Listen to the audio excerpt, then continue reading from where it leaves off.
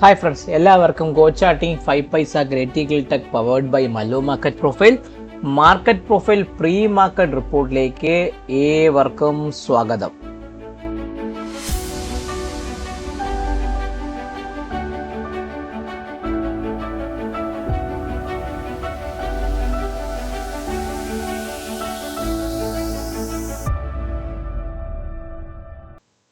എല്ലാവർക്കും നല്ലൊരു നന്മ നിറഞ്ഞ വിഷു ആശംസകൾ.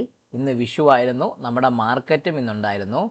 നിങ്ങൾ നോക്കിയാൽ അറിയാൻ പറ്റും, നമ്മുടെ ബാങ്ക് നമ്മുടെ നിഫ്റ്റി ആയിക്കോട്ടെ നല്ലൊരു ഗ്യാപ്പ് അപ്പിലാണ് മാർക്കറ്റ് ഓപ്പൺ ചെയ്തത്. ഇന്നലെ ട്രംപിൻ്റെ ആ ഒരു പോസിറ്റീവ് ഘടകങ്ങളും ഇറാൻ്റെ ഭാഗത്തു നിന്നുള്ള പോസിറ്റീവ് ന്യൂസൊക്കെ വന്നപ്പോൾ സമയത്ത് മാർക്കറ്റ് കഴിഞ്ഞ 4 ദിവസം നിഫ്റ്റിയെ സംബന്ധിച്ച് പറയുകയാണെങ്കിൽ ന്യൂട്രൽ വീക്കായിട്ട് അവസാനിച്ചൊരു വീക്കായിരുന്നു കഴിഞ്ഞ ആഴ്ച. ഈ ഒരു 4 ദിവസം, അതായത് ഫ്രൈഡേയിൽ 10-ാം തീയതി, മൺഡേ, ഈ ഒരു പ്രത്യേകിച്ച് പറഞ്ഞാൽ വെനസ്ഡേ ഏപ്രിൽ 8-ാം തീയതി, ബുധനാഴ്ച, വ്യാഴാഴ്ച, വെള്ളിയാഴ്ച, തിങ്കളാഴ്ച, ചൊവ്വാഴ്ച മാർക്കറ്റ് അവധിയായിരുന്നു ഇന്ന് ബുധനാഴ്ച. അപ്പോൾ ചുരുക്കി പറഞ്ഞാൽ ഈ ഒരു ഒരു ന്യൂട്രൽ ഒരു വീക്കായിരുന്നു നമ്മുടെ കഴിഞ്ഞ ആഴ്ച. ഈ ആഴ്ച നമ്മൾ മാർക്കറ്റ് ഒരു ട്രെൻഡിങ് അപ്പായിട്ട് കാണിച്ചു. ആ ട്രെൻഡ് അപ്പിനെ കണ്ടിന്യൂ ചെയ്ത് പോയൊരു വീക്കായിട്ട് ഇപ്പം നിൽക്കുകയാണ്. ഇപ്പം നാളെ സെൻസെക്സിൻ്റെ എക്സ്പയറി ആണ്, മറ്റന്നാൾ ഫ്രൈഡേ മാർക്കറ്റ് ഉള്ള ദിവസം, 2 ദിവസം മാത്രമേ മാർക്കറ്റിലുള്ളൂ. അപ്പോൾ ചുരുക്കി പറഞ്ഞാൽ ഈ ആഴ്ചയിൽ നമ്മളെ മാർക്കറ്റ് പ്രത്യേകിച്ച് പറഞ്ഞാൽ ഈ ഒരു ഗ്യാപ്പ് സോണിന് വന്നതിൻ്റെ ഗ്യാപ്പ് സോണിൻ്റെ മുകളിൽ കൃത്യമായിട്ട് ക്ലോസ് ചെയ്തു. നിഫ്റ്റിയെക്കുറിച്ച് പറയുകയാണെങ്കിൽ പെർഫെക്റ്റ്ലി ഒരു ഡി ഷേപ്ഡ് പ്രൊഫൈലാണ്. D4 ബാലൻസ് എന്ന് പറയുന്ന ഒരു ഡി ഷേപ്ഡ് പ്രൊഫൈലായിട്ടാണ് നിഫ്റ്റി ക്ലോസ് ചെയ്തിരിക്കുന്നത്. അങ്ങനെ നിഫ്റ്റിയെ സംബന്ധിച്ച് പറഞ്ഞെങ്കിൽ അങ്ങനെ വലിയൊരു ആ നേട്ടമൊന്നും നിഫ്റ്റിയിലെ മാർക്കറ്റിൽ ഇന്ന് തന്നെ ഓപ്പൺ ചെയ്ത മാർക്കറ്റ് ആ ഭാഗത്ത് തന്നെ അവിടെയൊക്കെ തന്നെ കിടന്ന് കൃത്യമായിട്ട് കളിച്ച് വലിയ അനക്കമൊന്നും നമ്മളെ മാർക്കറ്റ് തന്നിട്ടില്ല. അപ്പോൾ ചുരുക്കി പറഞ്ഞാൽ എന്തെങ്കിലും അനക്കം പ്രതീക്ഷ ആരെങ്കിലും ട്രേഡിങ് എടുത്തവരൊക്കെ ഉണ്ടെങ്കിൽ ആ ഭാഗത്ത് തന്നെ കിടന്ന് കൃത്യമായിട്ട് കളിച്ചു. അതിനൊരു കാര്യം എനിക്ക് പറയാനുണ്ട്. ഓർഡർ ഫ്ലോയ്ക്ക് അത് നിങ്ങൾ നോക്കുന്ന സമയത്ത് നിങ്ങൾക്ക് മനസ്സിലാകാൻ പറ്റും. നിഫ്റ്റിയുടെ ആദ്യത്തെ 1 മണിക്കൂറിൽ ഫസ്റ്റ് ഹാഫ് ആൻ അവറിൽ എ പീരീഡ് ക്യാൻഡിലാണ് ഹൈയും ലോയും ബ്രേക്ക് ചെയ്തത്. ആ ഹൈയുടെ ലോയും മാർക്കറ്റ് പൊട്ടിയിട്ടുമില്ല, അതിനകത്ത് തന്നെ കൃത്യമായിട്ട് കിടന്ന് മാർക്കറ്റ് കളിച്ചു. അതിൽ ഓർഡർ ഫ്ലോയിൽ ഒരു ഇമ്പോർട്ടൻ്റ് ആയ ഒരു കാര്യമുണ്ട്. പ്രത്യേകിച്ച് ഇതേപോലുള്ള ഗ്യാപ്പ് അപ്പോ ഗ്യാപ്പ് ഡൗണോ ദിവസങ്ങൾ വരെയാണെങ്കിൽ നമ്മൾ ഓർഡർ ഫ്ലോയിൽ മെമ്പർഷിപ്പ് ബാച്ചുള്ളവർക്കും മെമ്പർഷിപ്പ് ഉള്ളവർക്ക് അറിയാൻ പറ്റും. നമുക്കൊരു പ്രത്യേക ഒരു സിസ്റ്റം ഉണ്ട്. അത് വച്ച് നമ്മൾ കാൽക്കുലേറ്റ് ചെയ്ത് ആ റേഞ്ചിനെ നമ്മൾ ഐഡൻറ്റിഫൈ ചെയ്തതിന് ശേഷം അത് പൊട്ടുകയാണെങ്കിൽ മാത്രമേ നമ്മൾ എന്ത് ചെയ്യാറുള്ളൂ, ആ റേഞ്ചിൻ്റെ താരിഫിനെ കുറിച്ച് ചിന്തിക്കാറുള്ളൂ. അപ്പോൾ ഇന്ന് മോർണിംഗിൽ ഞാനത് കൃത്യമായിട്ട് ആ റേഞ്ച് വന്നതിന് ശേഷം മോർണിംഗിൽ നമ്മുടെ ലൈവ് ട്രേഡിങ്ങിലുള്ള ആൾക്കാരത്തൊക്കെ കൃത്യമായിട്ട് ഇത് കൊടുത്തായിരുന്നു. നിങ്ങൾ നോക്കുമ്പോൾ നിങ്ങൾക്ക് അറിയാൻ പറ്റും, ലൈവ് ട്രേഡിങ്ങിലുള്ളവർക്ക് കൃത്യമായിട്ട് അത് കൊടുത്തായിരുന്നു. ഈ നിഫ്റ്റിയെ സംബന്ധിച്ച് പറയുകയാണെങ്കിൽ ഇന്നിപ്പോൾ നമ്മൾ ജെപിരിയിലെ ട്രേഡ് സെറ്റപ്പ് നമുക്ക് ആക്റ്റീവായി. ആ ട്രേഡ് സെറ്റപ്പ് പ്രകാരമുള്ള പ്രോഫിറ്റ് കിട്ടിയതായിരുന്നു, എല്ലാവരും ഗ്രൂപ്പിൽ ഇട്ടിട്ടുണ്ടോ. പക്ഷേ ഇന്ന് മോർണിംഗ് കണ്ടോ, Nifty locked inside A period. ഉച്ചയ്ക്ക് 1 മണിയായപ്പോൾ തന്നെ ഞാൻ ആൾറെഡി പറഞ്ഞു, നിഫ്റ്റി റേഞ്ചായി 24,320 24,180 റേഞ്ചായി. അതിന് മുകളിൽ മാത്രമേ മാർക്കറ്റ് പോകുമെന്ന് പറഞ്ഞ് കൃത്യമാണ്. അതുപോലെ നിഫ്റ്റിയെ സംബന്ധിച്ച് ഞാൻ പറയുകയും ചെയ്തു, കാലത്ത് മോർണിംഗ് 9:12 പറഞ്ഞ് നിഫ്റ്റി 24,270 470 ഗുഡ് സെല്ലർ ഏരിയയാണ് പഴയ പ്രാവശ്യത്തെ. അതൊരു ബി കെയർഫുൾ ആയിരിക്കണമെന്നും ബാങ്ക് നിഫ്റ്റി 57,500 സെല്ലർ ഏരിയയാണെന്ന് പറഞ്ഞു. അത് കൃത്യമായിട്ട് ഞാനത് പറയുകയും ചെയ്തു. ഇങ്ങനെ ഈ ഒരു സിസ്റ്റത്തിൽ വെച്ചാണ് നമ്മുടെ ലെവൽ ട്രേഡിങ്ങിനും നമ്മുടെ മെൻറ്റർഷിപ്പ് ബാച്ചിലെ ആൾക്കാരൊക്കെ കൃത്യമായിട്ട് ലെവൽസിനെ ഫോക്കസ് ചെയ്ത് ട്രേഡ് ചെയ്യുന്നത്. സോ നിഫ്റ്റിയെ സംബന്ധിച്ച് ആ ഓർഡർ ഫ്ലോ ഒക്കെ ഇമ്പോർട്ടൻ്റ് ഒരു സിഗ്നിഫിക്കൻറ്റ് ഫിഗർ വന്നുകൊണ്ടാണ് ഞാൻ ആ റേഞ്ച് ഐഡൻറ്റിഫൈ ചെയ്യാൻ പറഞ്ഞത്. ഇതിന് മുകളിൽ മാർക്കറ്റ് പോകില്ല, ഇതിനകത്ത് തന്നെ കിടന്ന് ഒതുങ്ങി മാർക്കറ്റ് ക്രോസ് ചെയ്യാനുള്ള ചാൻസ് ആയിരിക്കും കാണുന്നതെന്നും കൂടെ കൃത്യമായിട്ട് ഞാൻ മെൻറ്റർഷിപ്പ് ബാച്ചിലുള്ളവർക്ക് പറഞ്ഞായിരുന്നു. സോ നിഫ്റ്റി പക്ക ഒരു ഡി ഷേപ്ഡ് പ്രൊഫൈലായിരുന്നു വന്നത്. സോ നമ്മുടെ എല്ലാ ലെവൽസും പൊട്ടി മാർക്കറ്റ് മുകളിലോട്ട് ഓപ്പൺ ചെയ്തുകൊണ്ട് എന്നെ സംബന്ധിച്ച് ആ ലെവൽസിനെ കുറിച്ച് ചിന്തിക്കാനോ പറയാനോ പറ്റില്ല. നിഫ്റ്റി നോക്കിക്കഴിഞ്ഞാൽ നമ്മൾ R1 ഭാഗത്ത് ഓപ്പൺ ചെയ്ത് മുകളിലോട്ട് കയറി R3 വരെ പോയി തിരിച്ച് R1 സപ്പോർട്ട് എടുത്ത് R2 R3 എന്ന് പറഞ്ഞ ട്രേഡ് സെറ്റപ്പിലേക്കാണ് മാർക്കറ്റ് പോയത്. സോ നിഫ്റ്റിയെക്കുറിച്ച് പറയുകയാണെങ്കിൽ നിഫ്റ്റിയുടെ ഒരു പക്ക ഡി ഷേപ്ഡ് പ്രൊഫൈലാണ്. നിഫ്റ്റിയുടെ POC എന്ന 24,218 ഭാഗത്തേക്കാണ് POC. സോ ഞാനിത് ആദ്യം ഈ റെഫറൻസ് ലെവൽ തന്നെ പൊട്ടി മുകളിലോട്ടാക്കിയിട്ട് 24,218 ഭാഗത്ത് 24,218 ഭാഗത്തേക്ക് ഞാൻ ആ POC ഒന്ന് കൊണ്ടുവന്നു. ഇനി എന്നെ സംബന്ധിച്ച് ബെയറിഷ് റെഫറൻസ് നമ്മൾ 24,000 ഇന്നത്തെ ലോവർ ലെവലായ സ്ട്രക്ചറായ 24,140 താഴെ സെല്ലിങ് എടുക്കുക. എത്രയാണ്? 24,100 താഴെ ഞാൻ നിഫ്റ്റിയിൽ സെല്ലിങ് എടുക്കും. ക്ലിയർ ആവുന്നുണ്ടല്ലോ? ആ സെല്ലിങ് ഫസ്റ്റ് എങ്ങോട്ട് വരും? ഈ ഒരു 24,040 എന്ന് പറഞ്ഞാൽ നമ്മുടെ ആ ഒരു വാല്യൂ ഏരിയ ഹൈ, അന്നത്തെ 24,040 എന്ന് പറഞ്ഞാൽ ആ വാല്യൂ ഏരിയ ഹൈയുടെ ഭാഗത്തേക്ക് വരും. സെക്കൻഡ് 24,000 എന്ന് പറഞ്ഞാൽ നമ്മുടെ ഇമ്പോർട്ടൻറ്റ് POC ആയ ആ ഇന്നലത്തെ തിങ്കളാഴ്ച POC 24,000 ഭാഗത്തേക്ക് വരും. തേർഡ് എന്ന് പറയുമ്പോൾ അതിന് താഴെ സസ്റ്റെയിൻ ചെയ്യുന്നത് 23,947 എന്ന് പറഞ്ഞാൽ നമ്മുടെ ഇന്നലത്തെ വാല്യൂ ഏരിയ ലോയുടെ ഭാഗത്ത് 23,947 ഭാഗത്തേക്കും വരാനുള്ള ചാൻസ് കൂടുതലാണ്. ചുരുക്കി പറഞ്ഞാൽ ഡൗൺ സൈഡ് റെഫറൻസ് ലെവലാണ് ഇതായിട്ട് കൃത്യമായിട്ട് മാർക്ക് ചെയ്തത്. നമുക്കിനി നോക്കേണ്ടത് ബൈയിങ് ഇനി എവിടെ ആയിരിക്കും, അത് എന്തായിരിക്കും ലെവൽ. അപ്പോൾ ബൈയിങ് എന്ന് പറഞ്ഞാൽ ഞാൻ ഇനി എടുക്കുന്നത് നമ്മളിപ്പോൾ ഇപ്പോൾ നിൽക്കുന്ന ഏരിയ എന്ന് പറഞ്ഞാൽ നമ്മൾ നോക്കുമ്പോൾ ഇങ്ങനെ കറങ്ങി പോകുമ്പോൾ അറിയാൻ പറ്റും ഈ ഒരു ഇമ്പോർട്ടൻറ്റ് ഏരിയയാണ്. സോ ഞാനിനി ബൈയിങ് എടുക്കുന്ന 24,300 മുകളിൽ മാത്രമേ ഞാൻ ഒരു ബൈ എടുക്കത്തുള്ളൂ. 24,300 മുകളിൽ മാത്രമേ ഞാനൊരു ബൈയെക്കുറിച്ച് ചിന്തിക്കുന്നുള്ളൂ. അങ്ങനെയാണെങ്കിൽ ആ ബൈ ഇങ്ങോട്ട് പോകും. ഫസ്റ്റ് ഇവിടെ 24,349 എത്രയാണ്? 24,349. 24,349 ഭാഗത്തേക്ക് വരും. ഫസ്റ്റ് ടാർഗറ്റ് അവിടെ ആയിരിക്കും. സെക്കൻഡ് ടാർഗറ്റ് ഇതായിരിക്കും 24,418 എന്ന് പറഞ്ഞാൽ ഈ POC എത്രയാണ്? 24,418. 24,418 എന്ന് പറഞ്ഞാൽ ഈ POCയും. തേർഡ് ടാർഗറ്റ് എന്ന് പറഞ്ഞാൽ 24,400 എത്രയാണ്? 24,450 എത്രയാണ്?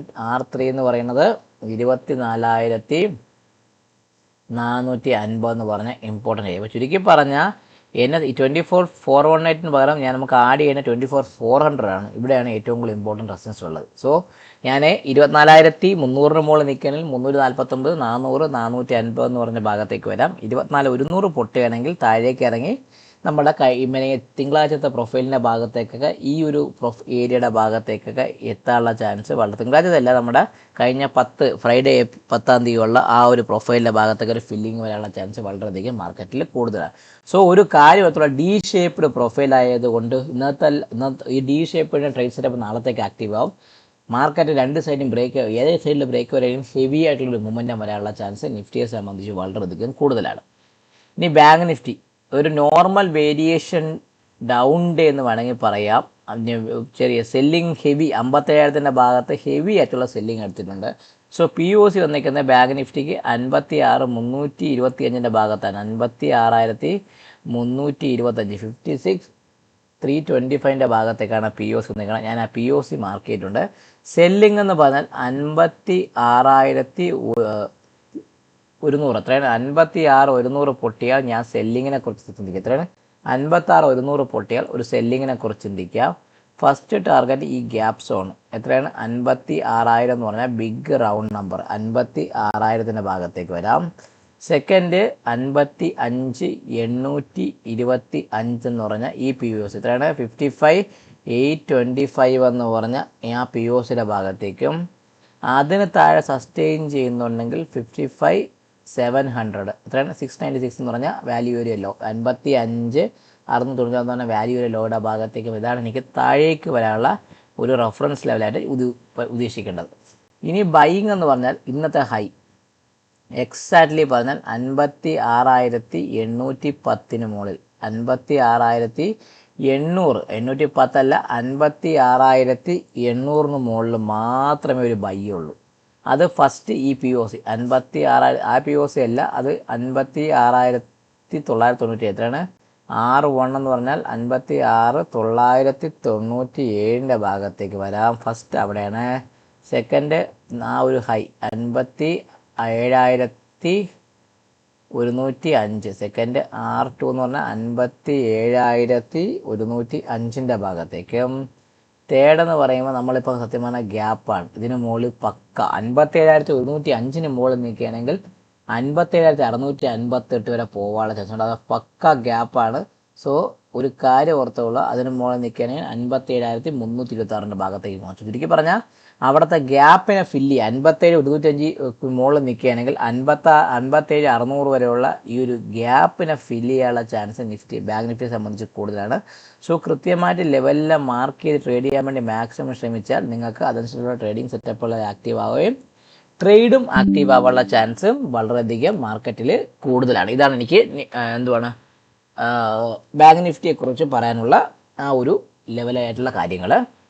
ഇനി നമുക്ക് നോക്കേണ്ടത് മിഡ് ക്യാപ്പ് ഒരു പക്ക ഒരു ചെറിയൊരു സ്മോൾ പി ഷേപ്പ്ഡ് പ്രൊഫൈലാണ് മിഡ് ക്യാപ്പിനെ സംബന്ധിച്ച് പറയുകയാണെങ്കിൽ POC വന്നിരിക്കുന്നത് 13,562 ഭാഗത്തേക്കാണ് POC. 13,562 ഭാഗത്തേക്കാണ് POC. ഇപ്പം ഞാൻ ആദ്യം എന്ത് ചെയ്യാം, ഈ ഒരു റെഫറൻസ് ലെവലിൻ്റെ സാധനങ്ങളൊക്കെ ഒന്ന് മുകളിലോട്ടൊക്കെ ഒന്ന് മാറ്റി വച്ചിട്ട് നമുക്ക് എന്ത് ചെയ്യാം, ബാക്കിയുള്ള റെഫറൻസ് കാര്യങ്ങളൊക്കെ വയ്ക്കാം. അപ്പോൾ 13,563 ഭാഗത്തേക്കാണ് ആ POC. 13,563 ഭാഗത്തേക്ക് ഞാൻ ആ POC ഒന്ന് മാർക്ക് ചെയ്ത് വെച്ചിട്ടുണ്ട്.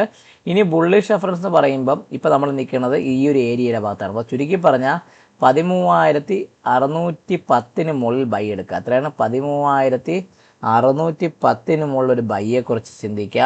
ആ ബൈ ഫസ്റ്റ് ടാർഗറ്റ് എന്ന് പറഞ്ഞാൽ 13,610 മുകളിൽ ഫസ്റ്റ് ഇവിടെ വരും 651. എത്രയാണ് ഫസ്റ്റ് ടാർഗറ്റ്? 13,651. 13,651 ഭാഗത്തേക്ക് വരും ഫസ്റ്റ് ടാർഗറ്റ്, അതായിരിക്കും. സെക്കൻഡ് ടാർഗറ്റ് അതിന് മുകളിൽ നിൽക്കുകയാണെങ്കിൽ 13,694. സെക്കൻഡ് ടാർഗറ്റ് എന്ന് പറയുമ്പോൾ 13,690. 13,694 ഭാഗത്തേക്ക് വരാനും അതിന് മുകളിൽ അടുത്ത് നിൽക്കുകയാണെങ്കിൽ ഈ ഒരു ഏരിയ 13,007, ഈ ഒരു ഹൈ അല്ലെങ്കിൽ ഈ ഒരു ഭാഗത്ത് 740. എത്രയാണ്? 13,740. 13,740 ഭാഗത്തേക്കും വരാനുള്ള ചാൻസ് മിഡ് ക്യാപ്പിനെ സംബന്ധിച്ച് കൂടുതലാണ്. സോ 13,610 മുകളിൽ മിഡ് ക്യാപ്പ് ഇനിയും കണ്ടിന്യൂ ചെയ്യാൻ ചാൻസ് ഉണ്ട്. പ്രത്യേകിച്ച് പറഞ്ഞ പി ഷേപ്പ്ഡ് പ്രൊഫൈൽ ആയതുകൊണ്ട് ഈ പി പ്രൊഫൈലിന് മുകളിൽ നിൽക്കുകയാണെങ്കിൽ മാർക്കറ്റ് കയറാനുള്ള ചാൻസ് ഉണ്ടല്ലോ, അത് കൃത്യമായിട്ട് ചെയ്യുക. ഇനി സെല്ലിംഗ് എന്ന് പറഞ്ഞാൽ ഞാൻ എടുക്കുന്നത് 13,000. ഇനി സെല്ലിംഗ് എന്ന് പറയുമ്പോൾ എനിക്ക് എടുക്കേണ്ടത് 13,500 എന്നല്ല, പകരം 13,450 താഴെ ഞാൻ സെല്ലിംഗ് എടുക്കും. 13,450 താഴെ ഒരു സെല്ലിങ്ങിനെ കുറിച്ച് ചിന്തിക്കും. First target 13,414. അത്രയാണ് 13,414 ഭാഗത്തേക്ക് വരാനും. സെക്കൻഡ് ടാർഗറ്റ് 13,366 ഭാഗത്തേക്ക്, 13,366 ഭാഗത്തേക്കും. തേർഡ് ടാർഗറ്റ് എന്ന് പറയുമ്പോൾ 13,305. എത്രയാണ്? 13,305. 13,305 ഭാഗത്തേക്ക്. ചുരുക്കി പറഞ്ഞായിരിക്കും നാളെ മിഡ് ക്യാപ്പിൽ വരാനുള്ള റെഫറൻസ് ലെവല്. മിഡ് ക്യാപ്പ് കൃത്യമായിട്ട് ഓർത്ത് ട്രേഡ് ചെയ്യാൻ ശ്രമിക്കുക. ക്ലിയറായി പറയുകയാണെങ്കിൽ അത് മനസ്സിലെടുത്തുക. മിഡ് ക്യാപ്പിനെ സംബന്ധിച്ച് പറയുകയാണെങ്കിൽ ഒരു പക്ക പി ഷേപ്പ്ഡ് പ്രൊഫൈലാണ്. ഇതിൻ്റെ ഹൈക്ക് മുകളിൽ സസ്റ്റെയിൻ ചെയ്യുന്നുണ്ടെങ്കിൽ പിയുടെ ട്രേഡ് സെറ്റപ്പ് പ്രകാരമുള്ള ട്രേഡ് ആക്റ്റീവ് ആവുകയും മാർക്കറ്റ് വീണ്ടും ഒരു ഷോർട്ട് കവറിംഗ് റാലിയിലേക്ക് പോകാനുള്ള ചാൻസും കൂടുതലാണ്. ബാങ്ക് നിഫ്റ്റിയെ സംബന്ധിച്ച് പറയുന്നത് ഇന്നത്തെ ലോവർ ലെവൽ പൊട്ടുകയാണെങ്കിൽ ഈ POC ഫസ്റ്റും ഈ POC സെക്കൻഡുമായിട്ട് വന്ന് വേണമെങ്കിൽ ഈ സിംഗിൾ പ്രിൻ്റ് വരെ ഫില്ല് ചെയ്യാനുള്ള ചാൻസ് ബാങ്ക് നിഫ്റ്റിയെ സംബന്ധിച്ച് ചാൻസ് കൂടുതലാണ്. ഇല്ല 57,105 മുകളിൽ സസ്റ്റെയിൻ ചെയ്തെങ്കിൽ 57,600, 58,000 വരെ പോകാനുള്ള ചാൻസും ബാങ്ക് നിഫ്റ്റി സംബന്ധിച്ച് കൂടുതലാണ്. ഇനി നിഫ്റ്റിയെക്കുറിച്ച് പറയുകയാണെങ്കിൽ നിഫ്റ്റി ഇന്നത്തെ ലോവർ ലെവൽ പൊട്ടുകയാണെങ്കിൽ ഈ POC ടെസ്റ്റ് ചെയ്യാൻ വേണ്ടി വരാം. ഇല്ല നിഫ്റ്റി 24,300 മുകളിൽ സസ്റ്റെയിൻ ചെയ്യുന്നുണ്ടെങ്കിൽ ഞാൻ പറഞ്ഞ 24,400 അതിന് മുകളിൽ 500 ഭാഗത്തേക്ക് പോകാനും 24,400 ഒരു സ്ട്രോങ് റെസിസ്റ്റൻസ് ആയിട്ട് ബാധിക്കാനുള്ള ചാൻസ് ഉണ്ട്. നിഫ്റ്റി ഡി ഷേപ്പ്ഡ് പ്രൊഫൈലാണ്. ഡിയുടെ ബ്രേക്കൗട്ട് വരണമെങ്കിൽ ആ ട്രേഡ് സെറ്റപ്പ് പ്രകാരം ട്രേഡ് ആക്റ്റീവായിട്ട് കിടിലെ ഒരു മൂവ്മെൻറ്റ് തരാനുള്ള ചാൻസ് മാർക്കറ്റിനെ സംബന്ധിച്ച് വളരെയധികം കൂടുതലാണ്.